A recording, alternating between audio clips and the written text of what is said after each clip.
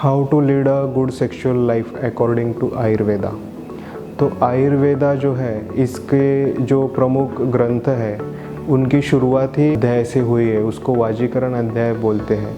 उसमें वाजीकरण अध्याय में जो सेक्स लाइफ है, मतलब जो पुराने ज़माने में राजा महाराजा लोग रहते थे, उनको अच्छे सेक्स लाइफ के लिए या जो सामान्य लोग थे उनके लिए भी सेक्स लाइफ अच्छा होना चाहिए, इसलिए क्या करना ज़रूरी है, ये बहुत विस्तार से बताया गया है। तो जो आयुर्वेद में हमारा बॉडी जो है वो 7 धातुओं से बनता है, और जो 7वां धातु शरीर का होता है वो शुक्र धातु होता है, जो सेक्स पावर के लिए रिस्पॉन्सिबल है, सेक्सुअल स्टेमिना के लिए रिस्पॉन्सिबल है।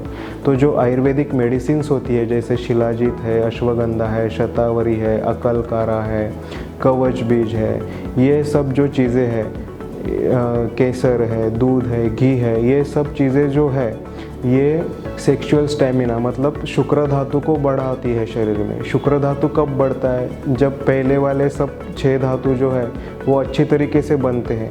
हम जो खाते हैं उससे पहले रस धातु बनता है, और उसके बाद धीरे धीरे जाके रस, रक्त, मांस, मेद, अस्थि, मज्जा, शुक्र, फिर ये ऐसे धातु बनते हैं। तो आखिरी वाला धातु है वो शुक्र धातु है, जो सेक्स के लिए भी ज़रूरी है और रिप्रोडक्शन के लिए, आपको संतान अच्छी हो के लिए भी उसका शुक्र धातु का क्वालिटी मैटर करता है। तो ये शुक्र धातु अच्छा कैसे बनेगा? तो मैंने अभी जो चीज़ें बताई आपको, ये सब चीज़ें खाने से, ये हर्ब्स खाने से वो अच्छा बनता है। और आयुर्वेदा ने हमेशा 2 चीज़ों पे, स्वास्थ्य से स्वास्थ्य रक्षणम, मतलब जो स्वस्थ व्यक्ति है उसका स्वास्थ्य रक्षण करना, इस पे पहला फोकस दिया है। और आतुरस्य विकार प्रशमनंच, मतलब जो आतुर है उसको ठीक करना, ये अलग पार्ट है, वो तो है ही, लेकिन जो मेन फोकस है वो स्वास्थ्य रक्षण इस पे है। तो उसमें उन्होंने दिनचर्या और ऋतुचर्या ऐसे 2 बड़े एस्पेक्ट बताए हुए हैं। दिनचर्या मतलब हमारा डेली रूटीन कैसे होना चाहिए, ऋतुचर्या क्या होता है? तो ऋतुचर्या जो है वो सीज़न के हिसाब से हमारा लाइफस्टाइल कैसे होना चाहिए, इस पे जो गाइडलाइंस दी गई है उसको फॉलो करना ज़रूरी है।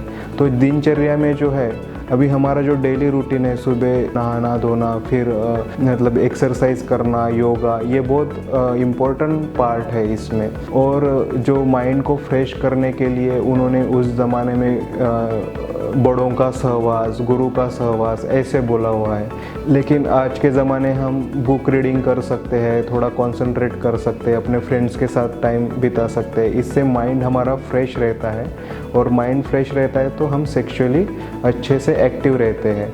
और जो चीज़ें सेक्स के लिए हेल्दी है उनका आपके आहार में सेवन ज़रूरी है। दूध, केसर, घी, जायफल करके एक मसाला होता है, नटमेग उसको बोलते हैं, वो आप यूज़ कर सकते हैं। जैसे कि ड्राई फ्रूट्स है, उसमें बादाम है, अंजीर है, अखरोट है, मनुका है, खजूर है, इन सब चीज़ों का आपके आहार में सेवन होना चाहिए। जैसे कि अब अरोमा ऑयल्स होते हैं, फ्रेगरेंसेस होते हैं, वैसे आयुर्वेद में भी बहुत सारी चीज़ें बताई गई है। जैसे चंदन है, अलग अलग फ्रेगरेंट हर्ब्स है, उनका इस्तेमाल हम कर सकते हैं, जिसकी वजह से एक अच्छा सा फ्रेगरेंस क्रिएट होता है। उन्होंने बोला है कि फूलों की माला पहननी चाहिए, जिससे वो फ्रेगरेंस आता है।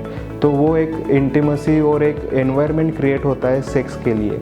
तो जब ऐसा एनवायरनमेंट क्रिएट होता है तो सेक्स अच्छे तरीके से एंजॉय कर सकते हैं। आयुर्वेद में जो बताया गया है सेक्स के लिए, वो बहुत डिटेल में बताया गया है। तो मैंने जितना हो सके उतना आपको ये शॉर्ट वीडियो में बताने की कोशिश की है।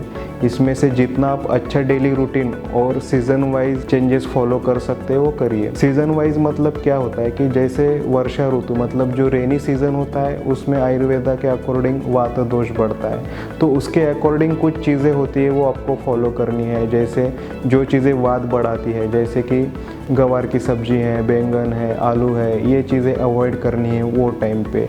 वात बढ़ने से क्या होता है कि जो कोरिलेट करते हैं हम कि प्रीमैच्योर इजैकुलेशन होता है, तो वो उससे कम होगा।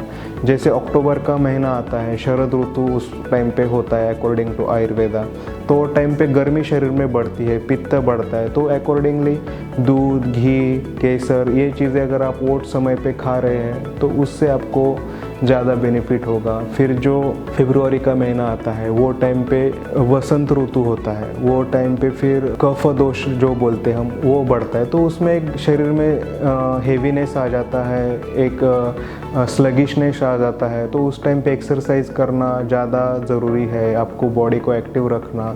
तो ये सब चेंजेस अगर आप करते हैं तो डेफिनेटली आपको फ़ायदा होगा सेक्सुअली भी। Thank you.